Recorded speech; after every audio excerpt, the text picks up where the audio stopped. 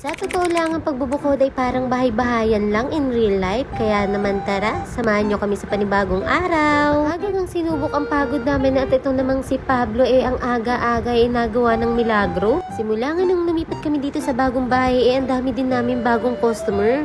Pagkatapos ng sunod-sunod na order, makakakain na rin kami ni Matashi at marami pa nga kaming gagawin. Nilinis na nga muna ni Matashi itong upuan ng isa naming sasakyan at naligo na rin kami kaagad ni Pablo. Habang wala pang order, nilubos-lubos ko na, binulatan ko na nga itong sopa namin. Tawa-tawa lang yung bata na yan at mamaya bagsak na yan. At ito na naman tayo at sasabak na naman tayo sa napakadaming order. Habang nagluluto nga ako dito, nag-deliver na rin si Matashi. Ganito talaga yung pinaka-tandem namin dalawa. Habang busy siya sa pagdi-deliver, ako naman yung nagluluto para pagbalik niya magdi-deliver na lang siya ulit. Pagkatapos ko magluto saktong-sakto dumating na rin tong parcel ko at ayan na nga i-unbox ko. Kikigulo nga tong batang to akala niya toys niya na naman at ayan na nga na naman gumawa na naman ng milagro. Sobrang plain nga ng mga wall namin kaya naisipan ko magpagawa nitong Sintra board para naman mai-display namin yung magaganda naming picture. Maliit lang pala tong napagawa ko at sa susunod na lang ko order ng mas malaki at bukas ko na ngayon tatapusin. Hanggang dito na lang. Bye!